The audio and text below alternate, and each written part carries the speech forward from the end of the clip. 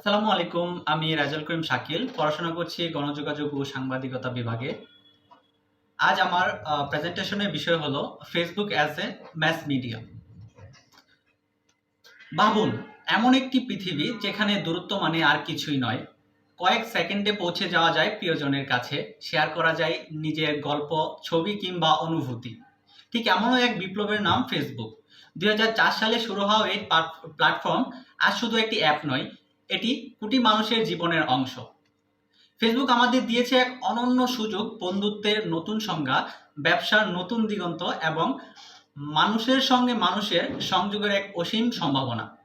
আজকের এই প্রেজেন্টেশনে আমরা জানবো কিভাবে ফেসবুক যোগাযোগের নতুন রূপ তৈরি করেছে, এর প্রভাব কি এবং ভবিষ্যতে এটি কোন ভূমিকা পালন করতে পারে।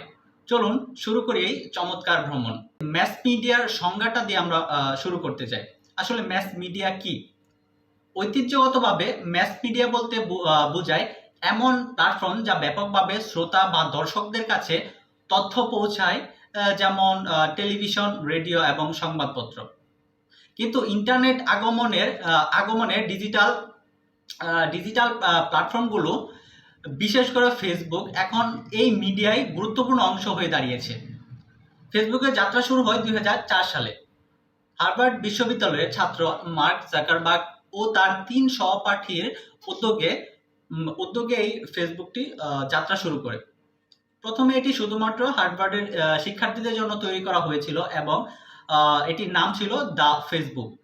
কিন্তু এর জনপ্রিয়তা দ্রুত বাড়তে থাকে এবং 2006 সালে এটি সবার জন্য উন্মুক্ত করা হয়।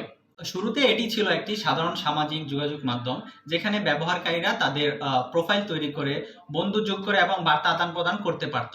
তবে সময়ের সঙ্গে সঙ্গে ফেসবুক উন্নত হয়েছে। এতে যুক্ত হয়েছে news feed, page, group, Messenger এবং বিজ্ঞাপন সহ আরও নানান ফিচার। তাই ফেসবুকের ম্যাস মিডিয়া হিসেবে ভূমিকা বোঝা অত্যন্ত গুরুত্বপূর্ণ, কারণ এটি আজকের সমাজের অত্যন্ত প্রধান তথ্য বিতরণ মাধ্যম। ফেসবুকের উত্থান সম্পর্কে যদি আমরা আলোচনা করতে চাই, ফেসবুকে শুরু হয়েছিল একটি কলেজ ক্যাম্পাসের সোশ্যাল নেটওয়ার্ক হিসেবে, কিন্তু খুব দ্রুত এটি বিশ্বের অন্যতম জনপ্রিয় যোগাযোগ মাধ্যম হয়ে ওঠে। 2025 সালে এর ব্যবহারকারী সংখ্যা 2.9 বিলিয়নেরও বেশি।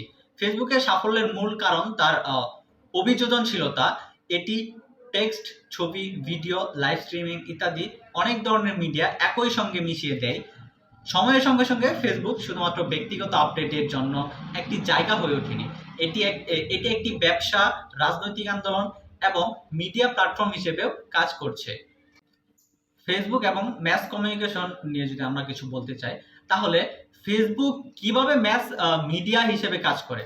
ঐতিহ্যগত ম্যাস মিডিয়া অনেকটাই টপ ডাউন থাকে, যেখানে কিছু বড় প্রতিষ্ঠান যেমন নিউজ এজেন্সি বা টেলিভিশন চ্যানেল তথ্য বিতরণ করে, কিন্তু ফেসবুকের ক্ষেত্রে এটি অনেকটাই পার্টিসিপেটরি। এখানে যে কোনো ব্যক্তি নিজের মতামত শেয়ার করতে পারে, নিজের পছন্দ, নিজের মন্তব্য শেয়ার করতে পারে।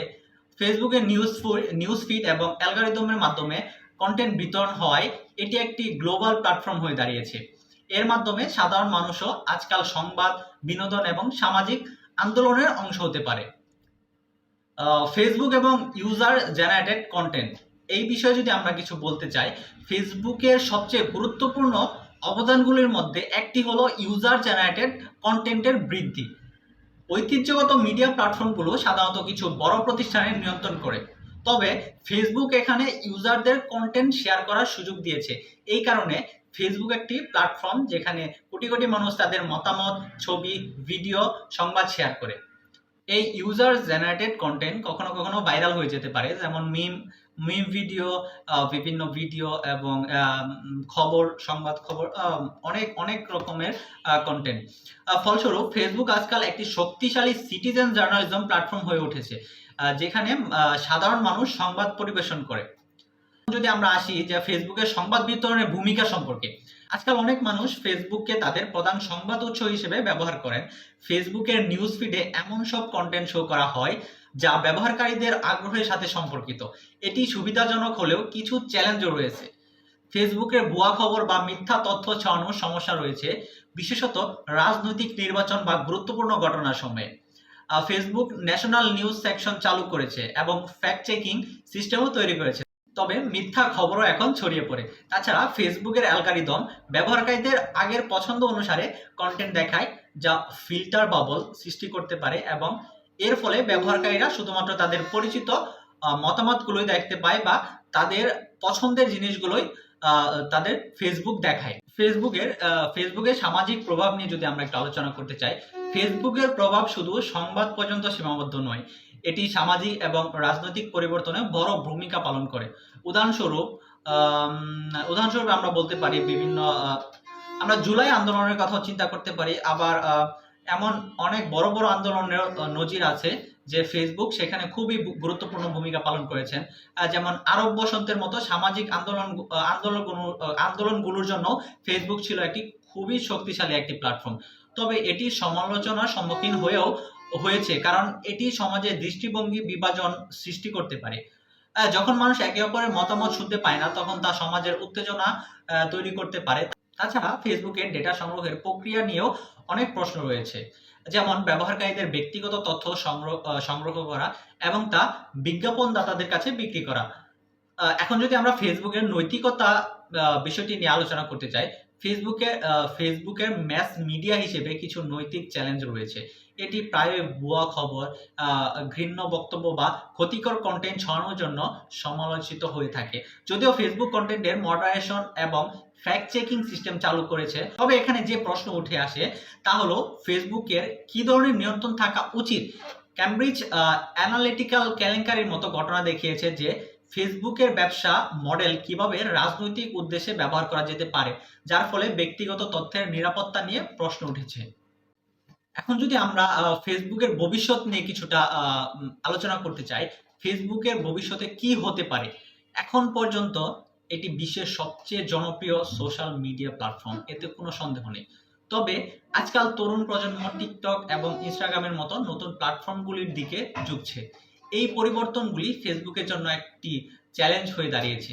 তবে ফেসবুক ভার্চুয়াল রিয়েলিটি এবং অন্যান্য নতুন প্রযুক্তি ব্যবহার করার চেষ্টা করছে, যা ভবিষ্যতে মিডিয়া কন্টেন্ট কিভাবে গ্রাহকদের কাছে পৌঁছাবে তা পরিবর্তন করতে পারে। বিভিন্ন সামাজিক আন্দোলনে ফেসবুকের গুরুত্বপূর্ণ ভূমিকা যদি আমরা দেখতে চাই বাংলাদেশের প্রেক্ষাপটে, 2024 সালের জুলাই আগস্ট মাসে বাংলাদেশের সংগঠিত ছাত্র জনতার গণঅভ্যুত্থানে ফেসবুক একটি গুরুত্বপূর্ণ ভূমিকা পালন করেছে। সামাজিক যোগাযোগ মাধ্যম হিসেবে ফেসবুক আন্দোলনকারীদের মধ্যে তথ্য প্রচার, সংগঠন এবং সমন্বয়ের ক্ষেত্রে সহায়ক ছিল। তথ্য প্রচার এবং জনমত গঠন, আন্দোলনকারীরা ফেসবুকের মাধ্যমে তাদের দাবিসমূহ, বিক্ষোভের সময়সূচি এবং অন্যান্য প্রাসঙ্গিক তথ্য দ্রুত প্রচার করতে পেরেছে। এর ফলে আন্দোলনের বার্তা সারা দেশ এবং আন্তর্জাতিক পর্যায়ে মুহূর্তের মাঝে ছড়িয়ে পড়েছে, যা জনমত গঠনে অত্যন্ত গুরুত্বপূর্ণ ভূমিকা পালন করেছে এবং দ্রুত জনমত গঠনে সহায়তা করেছে। তাছাড়া সংগঠন এবং সমন্বয়, আমরা যদি দেখি ফেসবুক কিভাবে একটা আন্দোলনকে সমন্বয় করেছে এবং সংগঠিত করেছে। ফেসবুক ইভেন্ট এবং গ্রুপের মাধ্যমে আন্দোলনকারীরা বিভিন্ন কর্মসূচি পরিকল্পনা ও সমন্বয় করতে সক্ষম হয়েছে। এটি তাদের দ্রুত সিদ্ধান্ত গ্রহণ এবং কার্যক্রম পরিচালনায় সহায়তা করেছে। তাছাড়া আন্তর্জাতিক মনোযোগ আকর্ষণে ফেসবুকের মাধ্যমে আন্দোলনের ছবি, ভিডিও এবং লাইভ স্ট্রিমিং আন্তর্জাতিক সম্প্রদায়ের নজর কেড়েছে, যা বৈশ্বিক সমর্থন এবং সংহতি বৃদ্ধিতে ভূমিকা রেখেছে। প্রতিবাদ ও দমন নিপীড়নের তথ্য প্রকাশ, ফেসবুকের মাধ্যমে আন্দোলনকারীরা সরকারের দমনপীড়ন, সহিংসতা এবং মানবাধিকার লঙ্ঘনের ঘটনা প্রকাশ করতে পেরেছে, যা আন্তর্জাতিক মানবাধিকার সংস্থাগুলোর দৃষ্টি আকর্ষণ করেছে। তবে ফেসবুকের এই ভূমিকা শুধুমাত্র ইতিবাচক ছিল না, কিছু ক্ষেত্রে ভুল তথ্য বা গুজবও ফেসবুকের মাধ্যমে ছড়িয়ে পড়েছে, যা আন্দোলনকারীদের সময় বিভ্রান্তি সৃষ্টি করেছে। আন্দোলনে অংশগ্রহণকারীদের হুমকি প্রদান এবং হয়রানি করার জন্য ফেসবুক ব্যবহার করা হয়।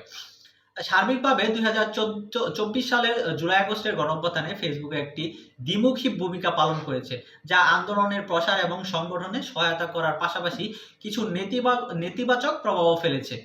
বর্তমানে ইন্টারনেটের যুগে ফেসবুক নিয়ে কথা বলতে গেলে অনেক কথা বলা যাবে, কিন্তু সময় স্বল্পতার জন্য অনেক কথাই বলা হচ্ছে না।